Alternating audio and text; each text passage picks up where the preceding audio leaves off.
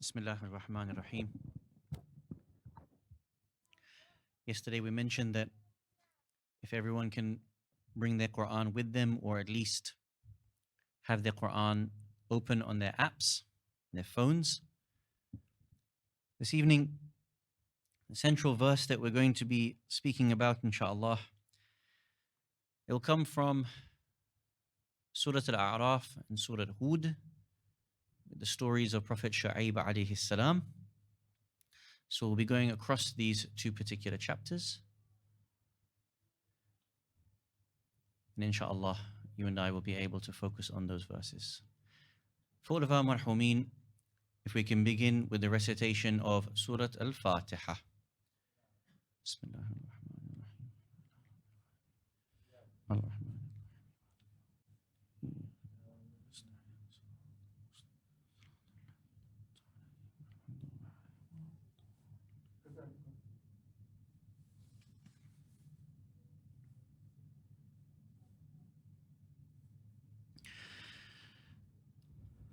For the love of the master of the martyrs, Abu Abdullah Al-Hussein, Sallu ala Muhammad wa Ali Muhammad.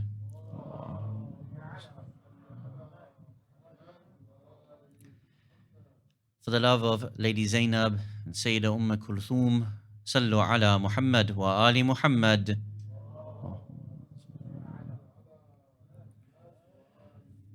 And for the awaited savior of humanity, master of our age, Imam al-Mahdi, Ajjalallahu ta'ala faraj al-Sharif, Sallu ala Muhammad wa Ali Muhammad.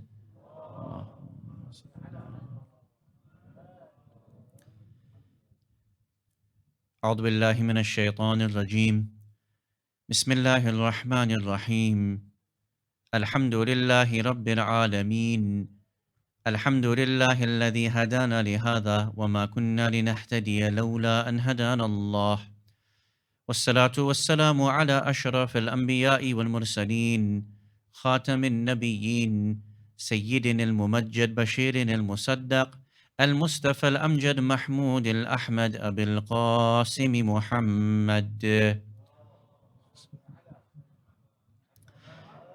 وعلى أهل بيته الطيبين الطاهرين المعصومين ولعنة الله على الظالمين من الأولين والآخرين أما بعد فقد قال الله سبحانه وتعالى في كتابه المجيد وفرقانه الحميد وقوله الحق بسم الله الرحمن الرحيم ظهر الفساد في البر والبحر بما كسبت أيدي الناس ليذيقهم بعض الذي عملوا لعلهم يرجعون آمنا بالله صدق الله العلي العظيم صلوا على محمد وآل محمد.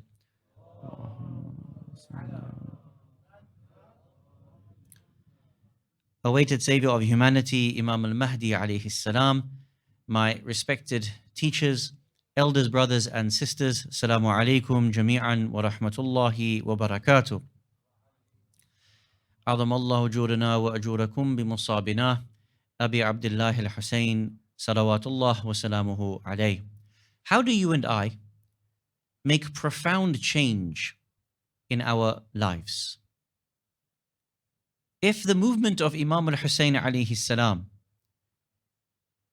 the objective of which was for reform within the ummah of his grandfather, and to be able to bring things back to the time of his grandfather and his father, salamullahi alayhim ajma'een, how do you and I ensure that our own Muharram and Safar and this year is in line with the movement of Imam al-Hussein alayhi salam?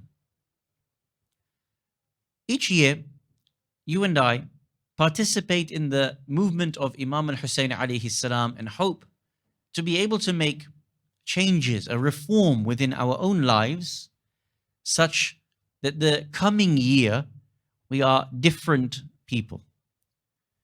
The challenge we have is that as much as our intention wants to be able to propel us forward, there are always personal and environmental circumstances that pull us back into the everyday actions, into the grind of the things that we do.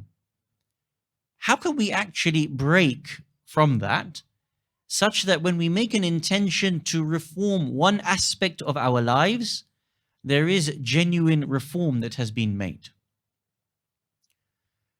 Yesterday, we started our series about how we can make change within the world that we are living in, and to be able to make change in the way that responds to the pandemic such that we are able to alleviate some of the oncoming challenges that we are facing head on.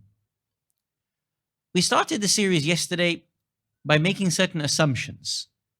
We stated, number one, that when the pandemic began, we were told that this is a once in 100-year event.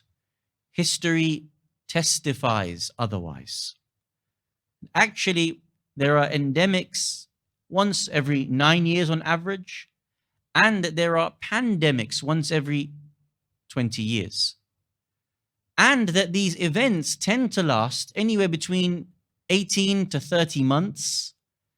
And so if we had been told that from the outset, our approach could have been in line with some of that particular timescale. We started the pandemic by saying, how long will this last? We started it by saying, we're only going to have to deal with these changes for a few weeks, for a few months.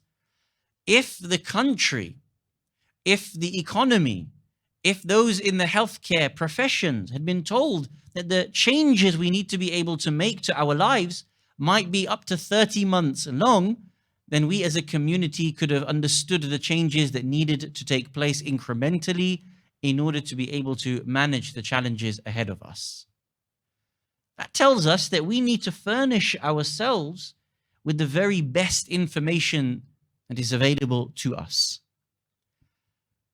We were also made aware yesterday that many of the scientists are informing us that the ways in which we are living would bring about similar challenges, ongoing challenges like this, and instead this might become a cyclical event once every 10 years. Our series wants to query, how do we ensure that this does not occur? How can we make fundamental changes in the way in which we are living such that the crises that surrounds us, be it the pandemic or the environmental catastrophe that is upon us, such as global warming, how do we make changes in our lives such that we can alleviate some of these challenges that are in front of us? The third assumption was Grand Ayatollah Sayyid Muhammad Taqi al-Mudarrisi, may Allah preserve him, told us in a statement prior to this Muharram that we need to we need to respond with pandemic like we did with Daesh. In the same way that there has to be the seriousness of thought and infrastructure put in place, we need to be able to put this in place to respond to the waba the same way that we have done to Daesh. Number 4, if we are able to make certain changes and reforms in our lives, collectively as well as individually, surely this would be a proper response, a befitting response to the movement that we are commemorating in these ayyam of Aba Abdullah Al-Hussein, Sayyid al-Shuhada, salawatullah wa salamuhu alayhi.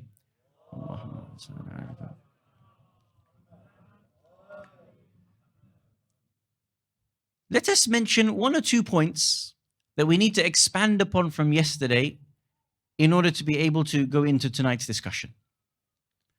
We started by asking yesterday about crises and what happens when a crisis occurs. We stated that when a crisis occurs, some of the ideas that seem impossible to us are all of a sudden implemented. We see homeless on the streets, but now we realize that when the pandemic started, it was very easy to be able to house them. In fact, you may have seen just in the last couple of days, there's an article that has been circulating about Finland and how Finland has actually decided to put all homeless people in permanent housing. Not give them just shelter and then say by the end of the morning you need to leave.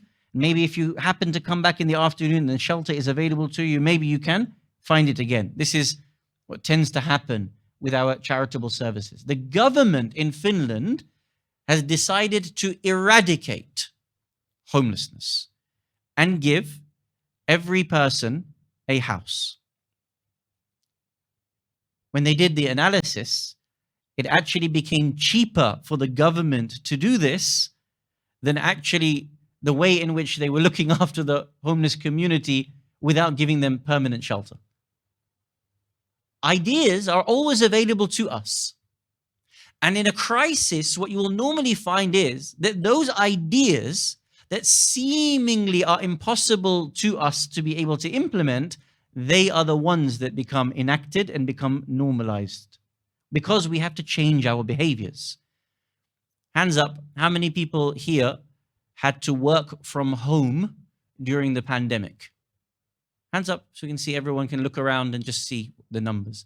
I'm going to estimate that that's about more than half of those adults in the audience had to work from home. Now, of you, hands up again, how many was this the norm for prior to the pandemic? Only the Sayyid, mashallah. And one at the back or two at the back.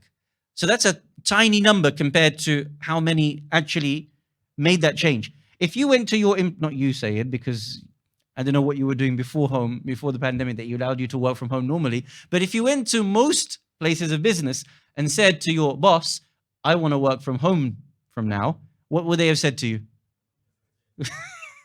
Pack your bags, yeah, and I look forward to sending you your P45 or something like that, right? But now it's actually become the norm. The shift has occurred.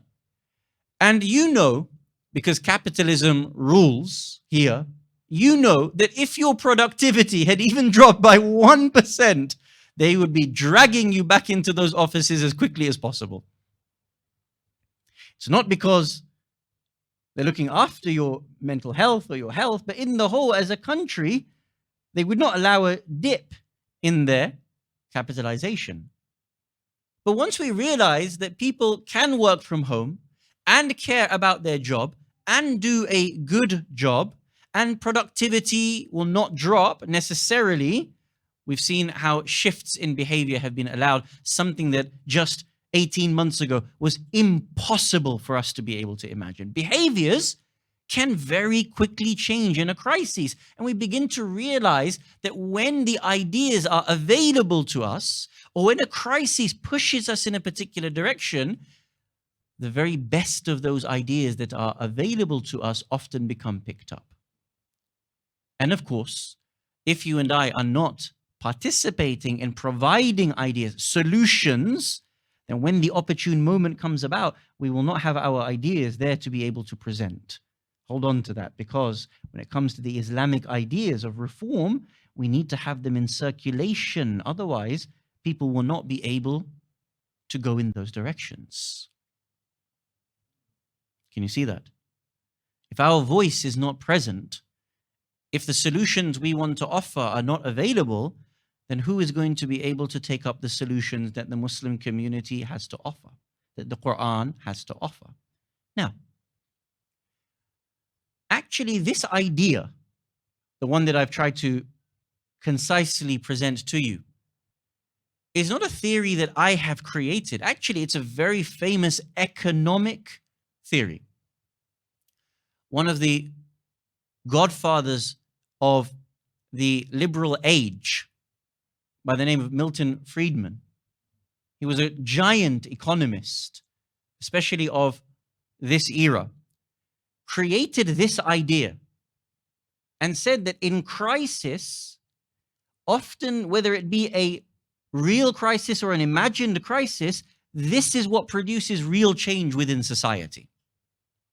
And then he elaborated on this idea that whatever ideas are in circulation, are lying around at that time, that will win the day. Now, the reason as to why he presented this idea was because he was a fervent capitalist. His idea was that if the marketplace wants to be able to capture opportunities, always keep yourself at the tip of the opportunity of a crisis. Maximize the crisis at hand. This came to be known as disaster capitalism. When a disaster occurs, you will often see that giant conglomerates, corporations, they swoop in, don't they? They take advantage of the situation. If you had invested in Pfizer 18 months ago, you would have reaped the benefits of it. If you had invested in Amazon, you would have reaped the benefits of it. Do you know how much market capitalization, especially those businesses that are doing deliveries, Deliveroo and things like that? Can you imagine the amount of money that they have made compared to what they were starting with 2 years ago, 3 years ago? The marketplace understands how to capitalize on crisis. The challenge has been that we have not understood how to capitalize on crisis. This idea by Friedman was then adopted. And actually, there is a great work that I will humbly recommend to all of you who are, especially students, university students. Avail yourself of this particular work by a great author by the name of Naomi Klein. Klein wrote a work called the Shock Doctrine. She based the book on Friedman's idea. The idea that when there's a crisis, the marketplace should take advantage and make sure the solutions go through the market instead of the needs of the people. So you make the rich richer, and of course, those people who are disoriented during a crisis, like you and I, because we're fighting with each other, because we don't know what is truth and what is false, because we're being pushed from pillar to post, whilst we're constantly fighting with each other, the marketplace captures the moment and maximizes it to their benefit and to our disadvantage. Klein wrote her work in response to Friedman and wrote the work, the Shock Doctrine, that when a shock takes place, how people have to be aware of the market capitalizing on the opportunities and not fall into those traps. And actually for people to come together to make those changes instead of the market making those changes for us. Because then the market will take the direction and you and I will be forced to go in that direction. As opposed to saying that we see a crisis in front of us. What changes need to be made permanently such that you and I can make a change within society? Society can be better, not worse, at the end of the crisis. The homeless was an example. We very easily could remove homelessness tomorrow. Everything could change. You may have heard of something called universal basic income.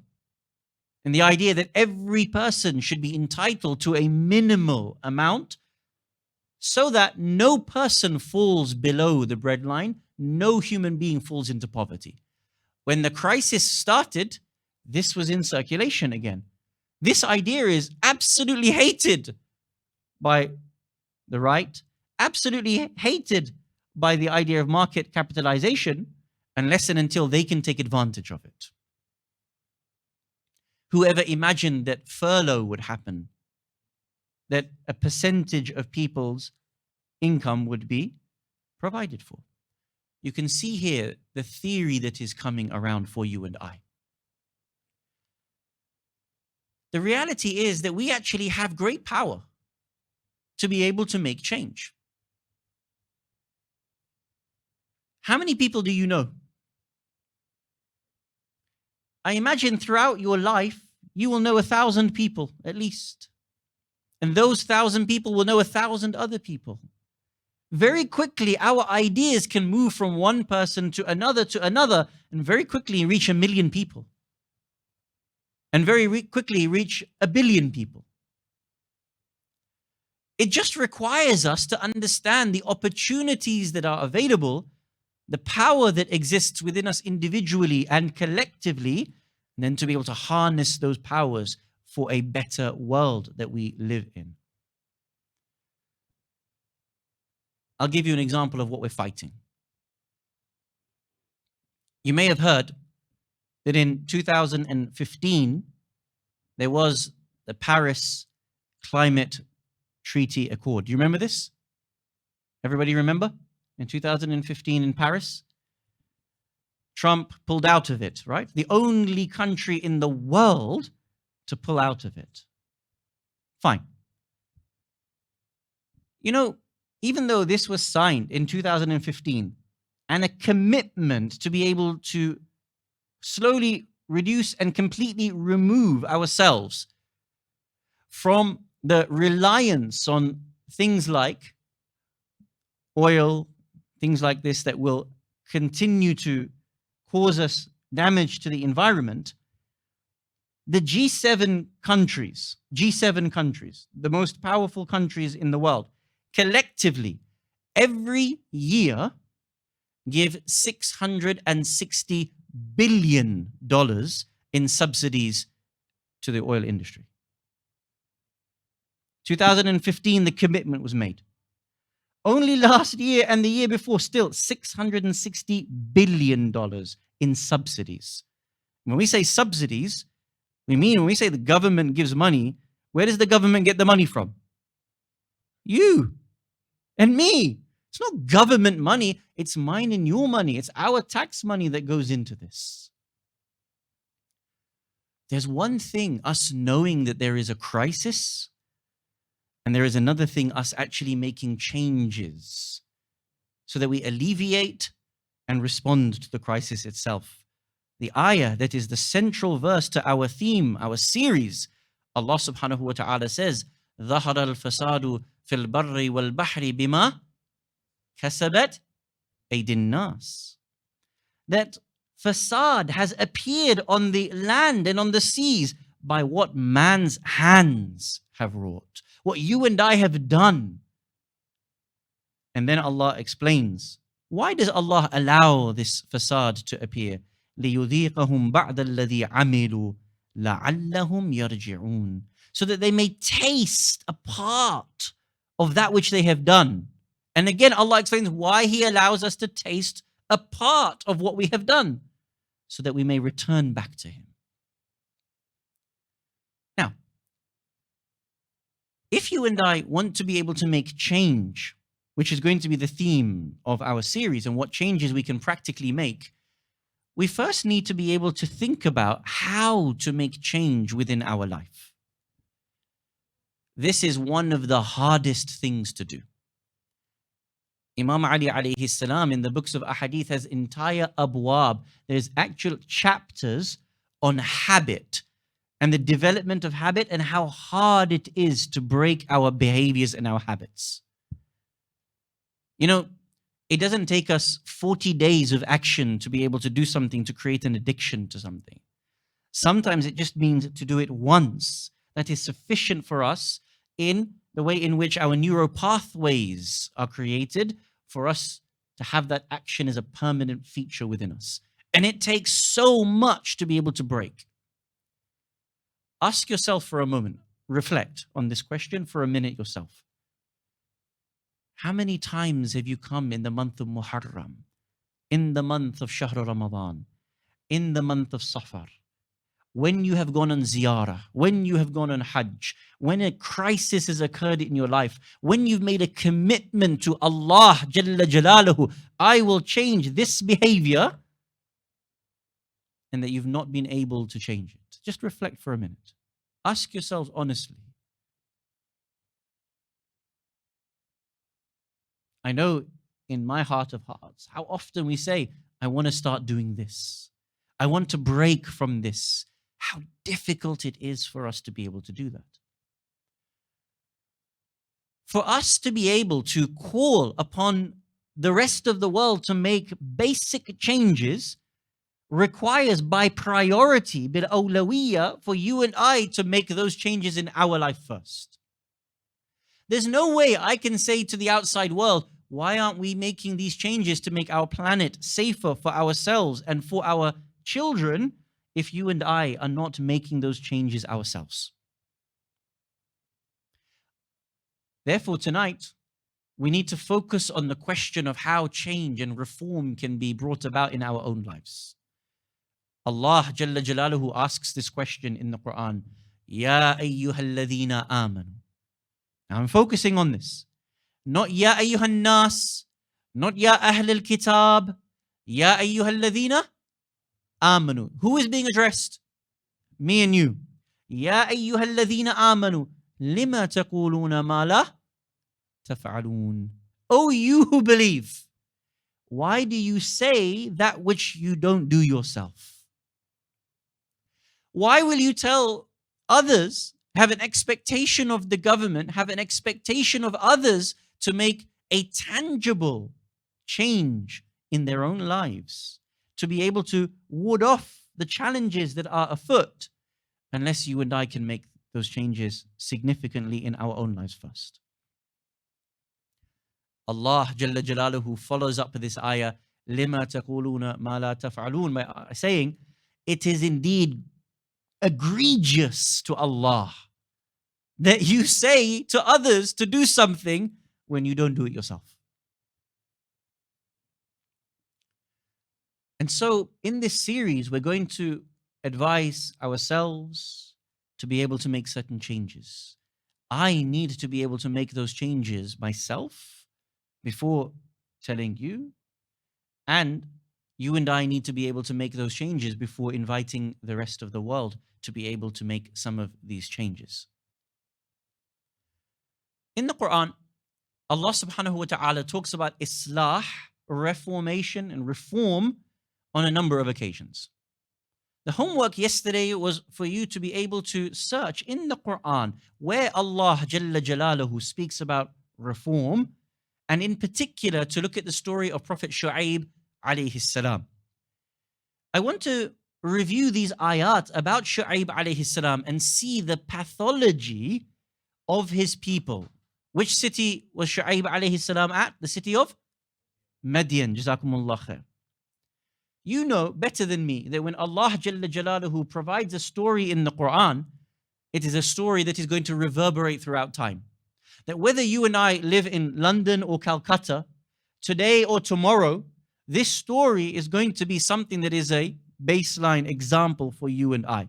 The way in which the Prophet himself actually comes and speaks to his community, and the way in which the community respond, it becomes an example for the way in which communities react to when prophetic figures call upon reform. Let's have a look at some of these verses, and they're in Surat Al-A'raf and Surat Hud and amongst different places. So I'm going to read them for you and I, inshaAllah. Bismillah ar-Rahman ar-Rahim. Shu'aib alayhi salam presents himself to his community. He is from his own community, so he knows the actions of his own community. He starts with the following. ما أريد أن أخالفكم إلى ما أنهاكم عنه. I do not intend to be able to call you to something that I am not doing myself. This is a wonderful explanation of لِمَا تَقُولُونَ مَا لَا تَفْعَلُونَ. Why is it that you say that which you do not do yourself? A prophet of Allah starts with this, that you will see from me before I advance my da'wah to you. I remember one of the Maraja al-Kiram, he was giving advice to the khutaba. This is a couple of years back before starting the Muharram program. Maraja often will give advice to their tullab, to their followers, and say, look, this is what I would like you to focus on this Muharram, these are the circumstances, and so on. One of the Maraji was giving advice to the khutaba, and he said, look, before you go on the pulpit and say anything to anyone, make sure you have done that action yourself before you say it from the pulpit. He gave an example. He said, imagine tonight You're going to come on the pulpit and you're going to speak about charity. Ala sabil al-farad, for example. You're going to give advice, brothers, it's good to give charity. Brothers, make sure that you give charity before you leave home. Before you tell someone else to do it, make sure you have done it. Make sure even if it's 1 penny, he didn't say 1 penny, I'm telling you, like 1 dirham. Even if it's 1 penny, make sure you have given it before you tell someone else to do it, such that there is no hypocrisy that comes within yourself. Beautiful advice for all of us. ما أريد أن أخالفكم إلى ما أنهاكم عنه. I'm not going to tell you something that I'm going to do the opposite to myself. إن أريد إلا الإصلاح ما استطعت. All I want is reform to the extent of what is possible.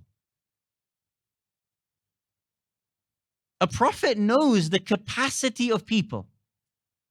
He knows the potential for change and how quickly that change is going to occur, who is going to respond well and who is going to respond negatively. Not everyone agrees with everything.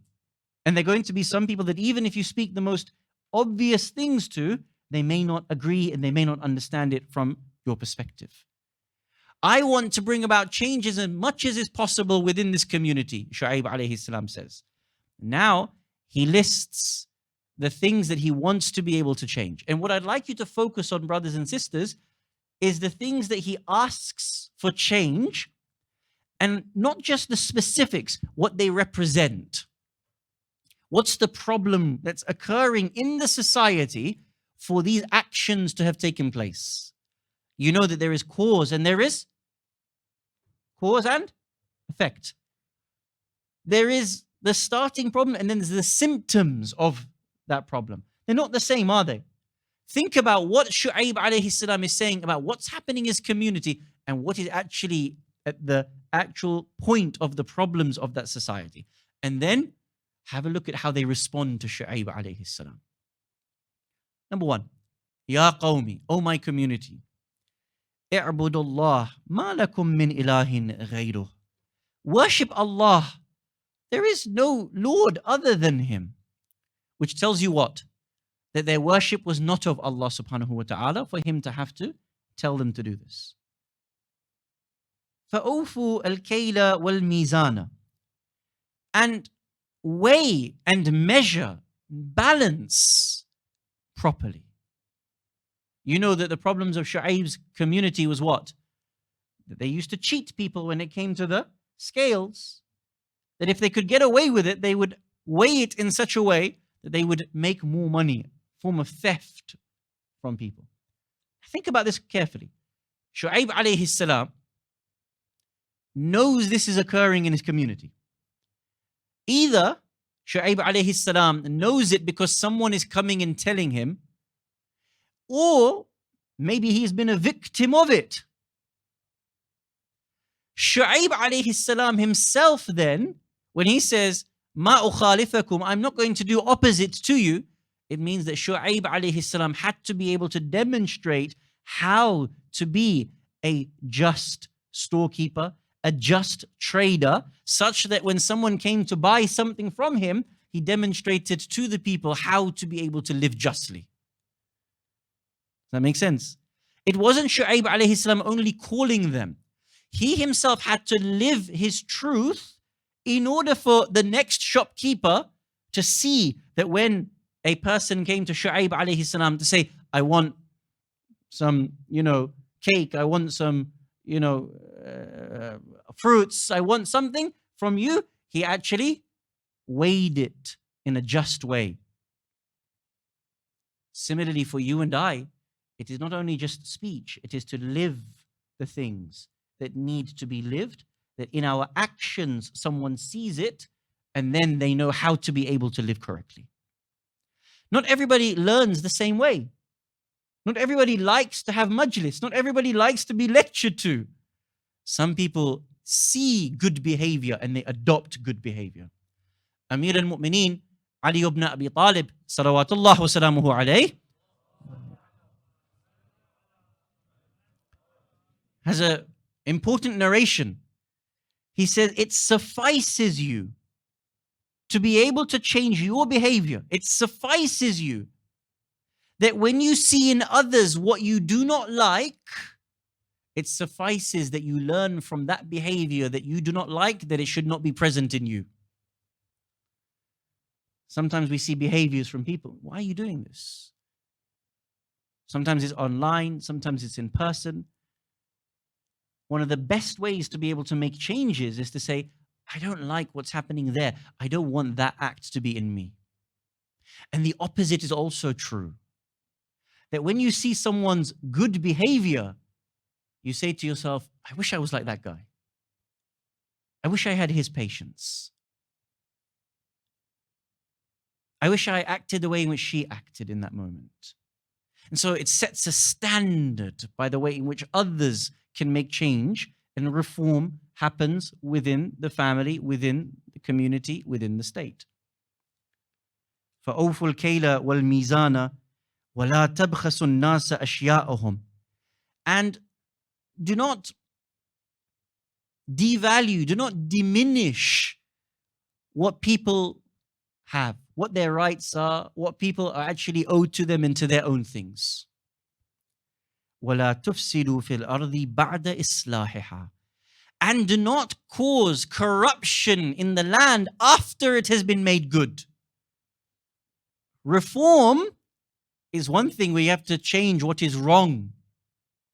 But actually, one of the most important parts of the discussion we're going to have is that we're not allowed to be able to corrupt something that is actually going well, something that is actually strong.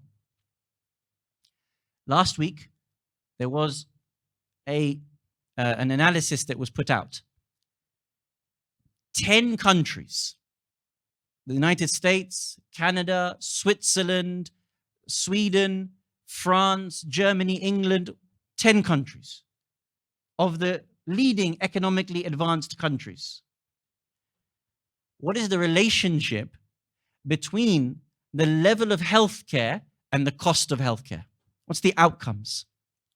Do you know, prior to only a couple of years ago, which country was the strongest country in the world for the relationship between investment and outcomes when it comes to their healthcare system? Anyone know? Yeah, the UK, the NHS. Do you know, in the last couple of years, we've dropped to 4th. Why? There's a systemic devaluing of the NHS, isn't there? A defunding of the NHS. A commoditization of the NHS. لا تفسدوا في الأرض بعد إصلاحها. You are prohibited to corrupt the earth when it has been made good. The institutions that you inherit, you have to be able to keep it to a certain level and improve on it if possible. That requires investment, doesn't it? It requires evolution, tatawurat. We'll talk about this more as the nights continue, inshaAllah. وَلَا تُفْسِدُوا فِي الْأَرْضِ بَعْدَ إِصْلَاحِهَا. Shu'aib alayhi salam says, وَلَا تَقْعُدُوا بِكُلِّ صِرَاطٍ تُوعِدُونَ وَتُصُدُّونَ عَنْ سَبِيلِ اللَّهِ. And Shu'aib says, you are not permitted. Do not sit in every street, in every opportunity, making people threatened or threatening people with your behavior. وَتُصُدُّونَ عَنْ سَبِيلِ اللَّهِ. And blocking them from the way of Allah subhanahu wa ta'ala. Now, brothers and sisters, I want you to answer me a question here. These reforms that Shu'aib alayhi salam is calling Madian to, are they difficult to understand? Worship Allah. There's no Lord other than Him. Balance properly and weigh properly. Don't diminish from people and what is owed to them. Don't corrupt after something has been made good. And don't turn people away from the path of Allah subhanahu wa ta'ala. Is any of it difficult for you and I to understand? Listen to the response of the people of Shu'aib alayhi salam. Ya Shu'aib, ma nafqahu kathiran mimma taqul. We don't understand much of what you're saying. Don't worship any other than Allah. Difficult to understand? Don't cheat people. Difficult to understand? No. Why do you think they responded in this way? Either they genuinely didn't want to understand what was being said, or something was blocking them from understanding what had been said. Sometimes, when we get asked to be able to make changes in our life, they're so evident. In fact, sometimes they're self-evident to you and I. If you and I sit alone for 5 minutes and just think about some of the destructive behaviors that occur in our own life, we could write a page on them, I'm sure. They're self-evident, aren't they? Some of the destructive behaviors that we do. We know them off the top of our head without having to think about them because we are so affected by them. Imagine now when a prophet of God with the perfect tongue to explain to his own community says so evident things. You are cheating people. This is the system of your community. Stop doing this. فَأَوْفُوا الْكَيْلَ وَالْمِيزَانَ. And they say, we don't understand what you're saying. What's being said is, either we don't want to understand what you're saying, or genuinely we can't fathom it because we are so blocked from it that there is a hajiz, there's something that's stopping our intellect from being able to understand what's being said. Ya Shu'aib, ma nafqahu kathiran mimma taqul wa inna lanaraka fina da'ifa. And the second reason why they rejected Shu'aib alayhi salam, we see you as weak amongst us. We're the powerful. We're the rich. We're the right. Therefore, whatever you say, we don't accept. These are blocks to us making change within our life. The story of the people of Madian is actually a story for you and I. That sometimes we know the solutions that exist in front of us, they're just there to grab, but something says, I don't understand this. I don't want to put the effort into this. This is something that's too difficult for me. Someone's going to mock me if I do this. Or sometimes when it reaches us, we actually say, nah, who it's coming from, I'm not interested in. We won't give that person a chance. The Quran is telling us the pathology of these people that stop genuine reform from happening within the community. I have to reflect on myself. Do I have those qualities in me like the people of Shu'aib alayhi salam?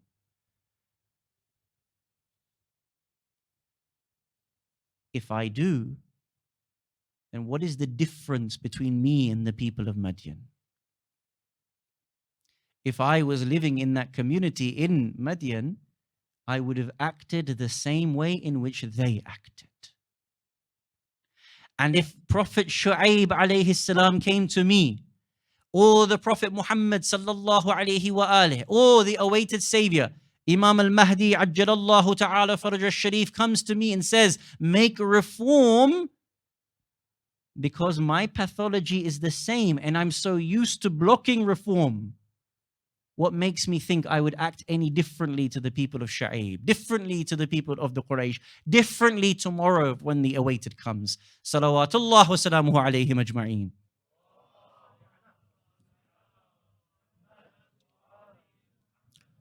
I mentioned to you earlier on, one of the books that I recommend, especially students, university students, for you to read. You've got the summer. Take advantage of the summer. Don't think that just because we're off for 2 months that we don't continue our studies. We do. Holiday is not an Islamic word. There was no day off for the Prophet. Yeah? لِمَا تَقُولُ مَا لَا تَفْعَلُونَ. I go on holiday as well. Yes? But I'm just saying, even on your holiday, continue to put effort into your soul. There's an important book by the name of The Great Derangement. Please make a note. Go into your searches or your notes and just write it down. The Great Derangement. The author is Amitav Ghosh. He says that continuing to do the same cultural and educational practices when faced with a crisis in front of you, without engaging the crisis, without making any practical change, is actually a form of derangement. If I came on this pulpit and I started talking to you about things that are not happening in the world, that aren't mattering, whilst there's a crisis occurring in front of our eyes, it's a derangement, Ghosh says. And for us to not make any cultural changes and educational changes, whilst those crises are occurring and falling upon us, it is a derangement, he says.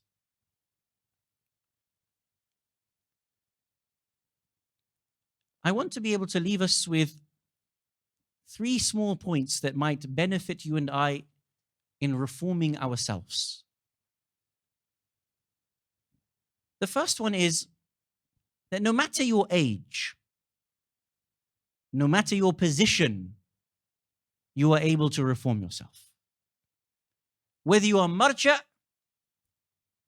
or whether you are an ordinary individual, whether you are 15 or whether you are 51, you can all make reform in your life.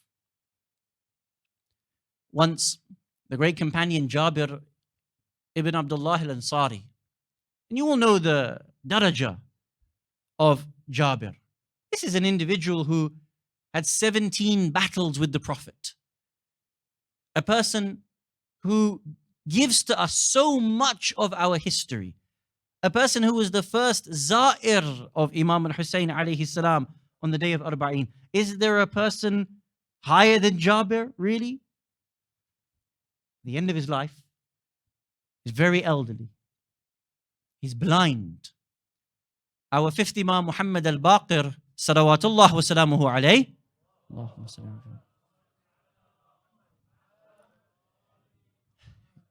comes to him and says, Jabir, tell me, how is life? You know, sometimes we ask each other, how's it going? We say, what's up? What's new? Imam alayhi salam says to Jabir, how's life? How's life treating you? Jabir was really elderly, 90 years old. Jabir had gone through much illness. Jabir was blind. Jabir was poor. It's not easy for a 90-year-old man to live in the state in which he was living in. Jabir responds by saying, Ya ibn Rasulullah, you know, I'm so ill, all I want is release. I'm so old, all I look forward to now is death. It's an ordinary response, isn't it? Someone will say, I'm done now. Ya Allah, just take me to heaven, I'm ready. Imam al-Baqir alayhi salam told him, this is not the way for you to answer, O Jabir. Imagine, 90 years old, greatest companion. Imagine the maqam of this individual, even at his age. Imam alayhi salam says, change how you respond to this question. It's not appropriate of you, Jabir, your station. You know how he responds? He says, O Jabir, your Imam, he is not displeased with any state that Allah puts him in. Rather, he finds himself pleased with whatever state Allah puts him in. If he's in health, he's happy with health. If he's in illness, he's also happy with illness. If he's in life, he's happy with life. And if he's in death, he'll still be happy with death. Oh Jabir, change your thinking and your reaction. Last days of his life, and the Imam is still saying, reform, change yourself. Number one, for anyone who wants to be able to reform, don't think that there is no time for you. Don't imagine that you and I cannot change our behaviors, no matter how hard it may be. The second thing you and I can do to be able to make change is that we need to be able to reflect on our life and our behaviors. What you might call a situational analysis of our own life. The biggest thing that you and I should put effort into is our own lives. You will say, of course, I will say, yeah, but I tell you what, the majority of people on this earth put more effort into people's lives who do not matter than their own lives. There was a very interesting survey that was done to students, university students. Questionnaire: how many hours a day do you waste and how? And most students said that they waste around 4 hours a day on the internet. So what are they doing? Scrolling through social media, watching YouTube videos, those types of videos that at the end of it, they don't remember anything from the first one. They haven't benefited one iota. At the end of it, it only makes them more depressed. They only go further down the rabbit hole that they first started with. And again, لِمَا تَقُولُونَ مَا لَا تَفْعَلُونَ. I do this more than anyone else. I'm admitting it. Said, I want to reform myself and try to make slow changes before anything else. Imagine 4 hours a day invested in people's lives who on the day of judgment are going to run a mile from you. And wallahi, you will run a mile from them. Honestly. You think any of those people are going to care one iota for you on the day of judgment? All those people that you've been scrolling through? All of those people that you've been following? All those people that you've been... You think they're going to care? I stalk this person. I check out what this person's doing. None of it matters. Imagine if you put that much effort into yourself as those people that don't care one iota about you. Imagine how far you and I could go. And it starts with this genuine effort into our own selves and to treat yourself as you deserve to be treated. And to let go of those things and those practices that you wish to be able to let go of. Sometimes it can be very easy. There's low-hanging fruit. Imagine the one thing you want to be able to stop doing. Imagine it now. What's the one big detrimental act that you do in your life that stops you from becoming the person you want to become? And imagine if you could stop doing that one action and how much effort you could put into just stopping that one action and the outcome that would change within the rest of your life. Just imagine it. Imam Ali alayhi salam has that famous hadith, I sat at the gates of my heart and I let none in other than my Rabb. I sat at the gates. I was conscious. I didn't let anything else in. Imagine that one behavior that you could change that would have such a ramification on the rest of your life. Wonderful story of Grand Ayatollah Sayyid Muhammad Hussein Burajaddi, rahmatullahi ta'ala alayh. Sayyid Burajaddi, marja of the highest level, was in his dars. Once he was sitting and he was teaching, and a student kept interrupting, kept standing up, asking questions, kept interrupting, kept butting in. After a few minutes, Sayyid al-Burajaddi, he became so angry, he lashed out at the student. He said, shut up, stop, I'm done, enough, sit down. Famous story of the Hawza. Afterwards, Sayyid Burajaddi, rahmatullahi ta'ala alayh, realized within himself what existed. That power of anger that existed within him could come out at any one moment. And if he could not control it then, imagine tomorrow when it might rear its ugly head. This is no ordinary individual. This has to be perfect representation of Islam in every moment. To represent the Imam, you have to be as perfect a human being as possible in every given moment. You can't allow yourself to drop that level. Do you know what he did to be able to reform himself? What did he do? He fasted for 1 full year in order to be able to defeat that one moment of weakness within himself. That's how much effort he put to be able to defeat what was within him. In fact, he actually went and knocked on that student's door at night, apologized, and gave him a gift. According to what I have read, he gave him a gift of maybe a radio or an alarm, something from himself as a way of penance. SubhanAllah. For you and I, the second thing that we can do is to think about what is that one behavior that is so destructive that I need to be able to change, that if I change it, it would actually help me to reevaluate everything in my life, to push me forward in my life. If I can make changes, imagine the potential power within me. Think about this very carefully. The incremental changes that you make within your life to reform yourself, imagine if you can leave something and improve yourself one darajah, and then tomorrow another darajah, another darajah. Imagine where you will be in a week, in a month, in a year. What type of new person you could potentially be in.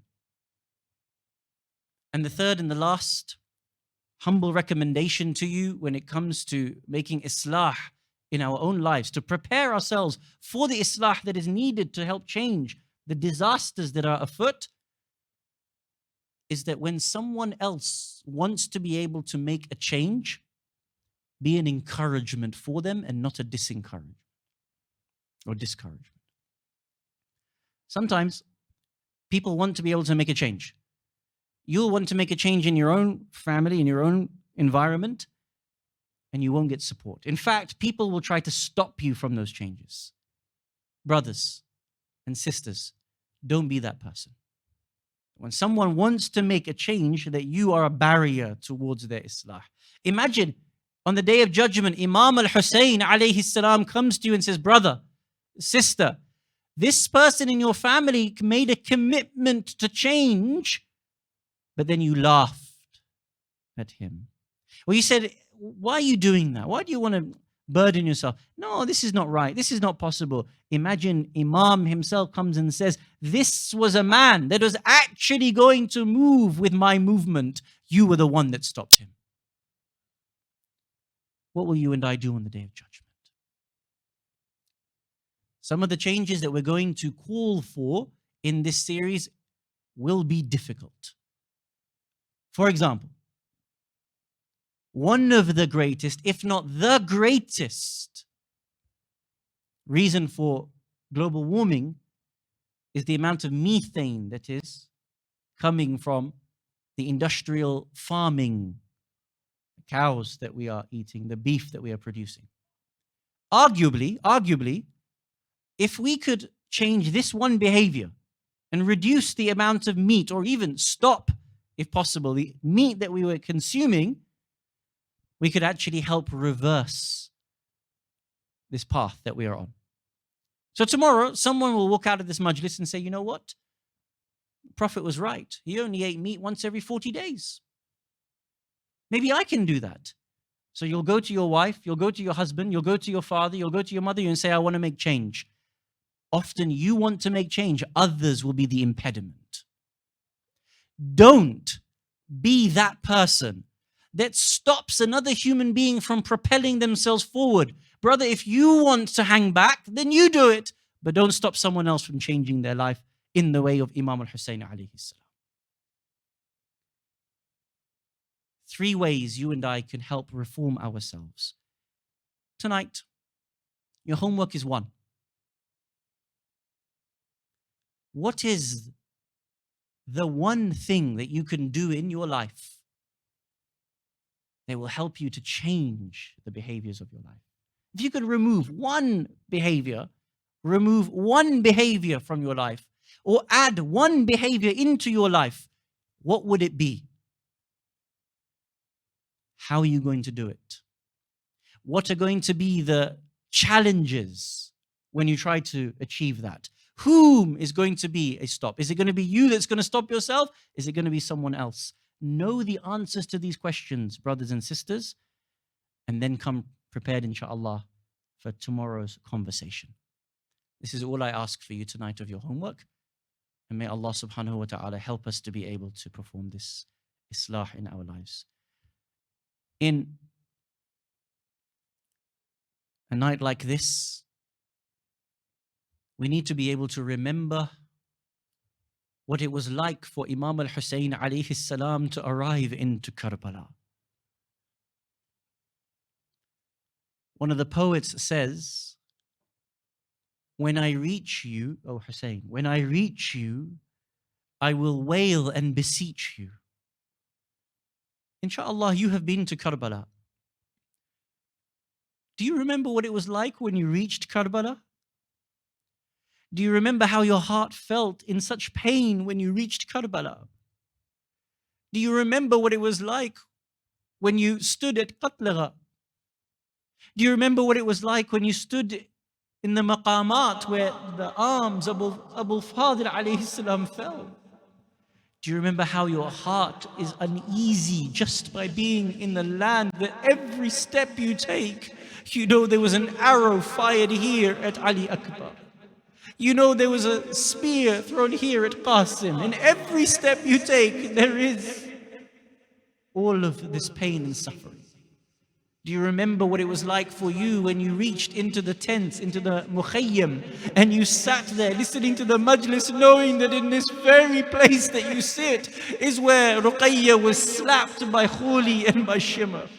That in this very place, Zainul Abidin was lying in a state of unconsciousness.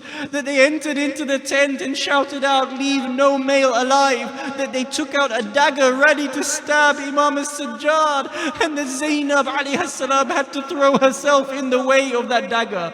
Do you remember how you felt when you entered Karbala? I ask you, imagine the pain and the suffering in the heart of Zainab when she entered into Karbala. She asks, oh my brother Hussein, what is this that I am feeling? Why is my heart so heavy in this land? The hadith says, Imam Al-Hussein alayhi salam responds by saying, oh my sister, do you remember when we were with my father, we were in the battle and we were on our way back, we stopped in this land of Karbala. My father Ali ibn Abi Talib told me that he fell asleep in this location. He saw a dream. When he woke up, he was crying. We came to him and said, Ya Amir al-Mu'mineen, why are you crying? He said, oh Hussein, in my dream, I see it was you in this land. You are drowning in a pool of blood, and there are rabid dogs and wolves around you, snapping their teeth at you. Oh Hussein, how will you be when you are in this land all alone, calling out for help? Hussein responded, Zainab, this is what I said to our father. I said, Ya Ali, my father, you will find me bearing patiently in this trial.